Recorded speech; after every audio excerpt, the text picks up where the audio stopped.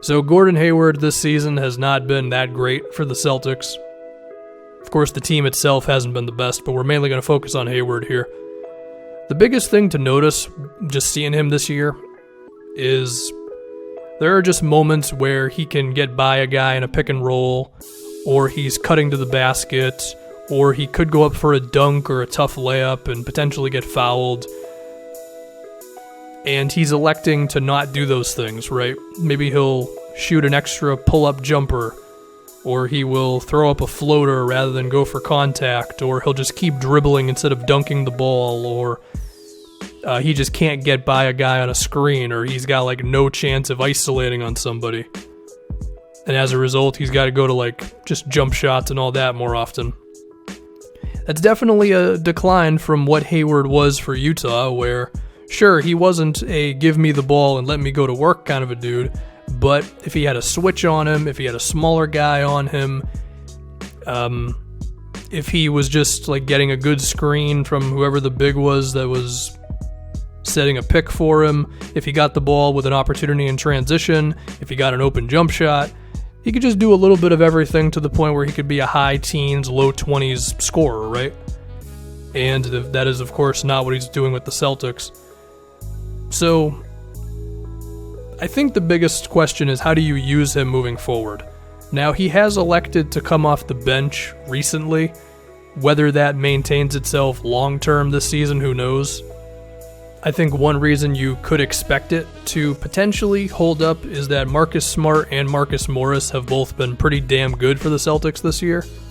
And Hayward seems like a guy who, at least for right now, is content with coming off the bench, as he, of course, elected to do it, so there is that. But maybe just expecting Hayward to be more of like a playmaker for a little while is the way to go, where you just run specific sets to just have him do that. You could have him act as basically the backup point guard for the team, kind of like how Evan Turner was for the Celtics a few years back. And sure, is it disappointing that that's going to be Gordon Hayward's role for a little while, given the amount of money he has? Yes, but you know, there's two ways you can look at it. You can either pout and be mad that he is not the guy he once was, or you can look to ways that he can at least be productive in the meantime, okay? Now, could that create other complications for this team? Potentially, because you've got Terry Rozier, who has already had some problems this season because, not as many minutes, not as many shots. It's not a huge surprise given what he did in the postseason. So that could present some problems for Rozier, but at the same time, you could look at it as you could have just more ball handlers, and you could have two main ball handlers off the bench, right? And I would say that Hayward is a better passer than Rozier, whereas as of right now, Rozier is at least a better shooter than Hayward is, so I don't think the fit would be that ridiculous. It's a matter of if Terry can buy into just not having the ball as much. Now, even with this, I think going back to Hayward, Stevens would have to help out Hayward because I just don't think he has the burst right now to just beat defenders like that. But, of course, Brad Stevens' offense, a lot of movement, a lot of screens, a lot of handoff plays.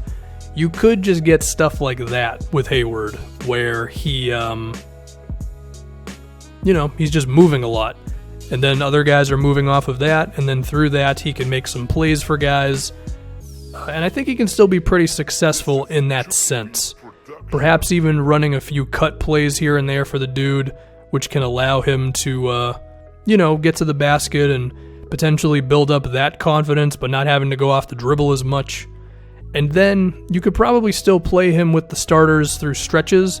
Maybe you don't want to play him in the fourth quarter as much, super late into the game. Although, to be fair, the Celtics offense has actually been really good in fourth quarters. The problem is it's sucked the rest of the games. But, yeah, that could be one way to do it.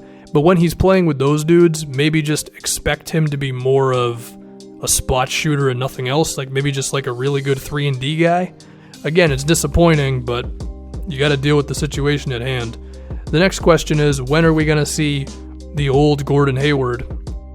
Well, unfortunately, that is impossible for me to tell you. I think the biggest thing the Celtics team can hope for is that he is himself by maybe the 60th or 70th game of the season. Now, that could create other complications, which is, by that point, they probably would have gotten used to him not having a high usage rate, and then you would have to kind of like get him back to that point by the time the playoffs began. So there is a chance we're not going to see that Gordon Hayward, the one that the Celtics signed, until next season, which is pretty disheartening because that's 2 years into a pretty generous contract. But still, I think you can make the best of this. And I think if Hayward was really able to be this like playmaker off the bench, playing 25 to occasionally like 30 minutes a game, and you really let him do stuff, then I think he could have a stat line of something like, let's say, 11 points, 5 assists, maybe 6 rebounds or so. Like, that can still be valuable, right? And as far as his defense, I mean, if he's playing on second units, then of course he's not facing as good of players all the time. So that can be the way around that.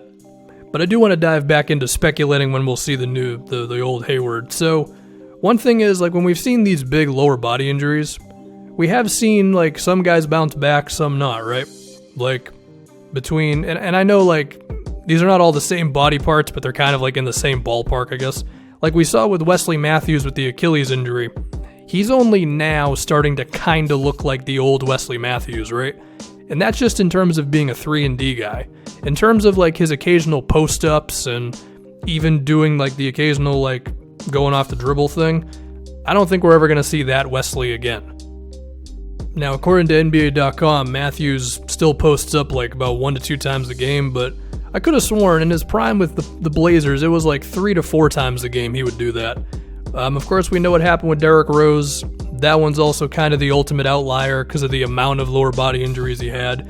But then we saw the Paul George thing, and Paul George has been pretty much fine. I mean, you could argue that his efficiency suffered the year after, but he's totally himself at this point. But Paul George is also way more athletic than Gordon Hayward is, right? So if he did suffer any kind of a decline, which, I mean, maybe he did. If he did, it's not super noticeable. But in the case of Hayward, I mean, you know, if he loses half a step, then that could be kind of drastic. Sure, he could still be valuable with his shooting and his handle and all that, but definitely not the same dude. So, yeah, basically, perhaps changing up his role a little bit. The fact that he's content with being used differently, it's a good thing. And hopefully the old Hayward can be back, and if he isn't, well, then he's going to be super overpaid, but you can at least still have him be a pretty decent NBA player for you.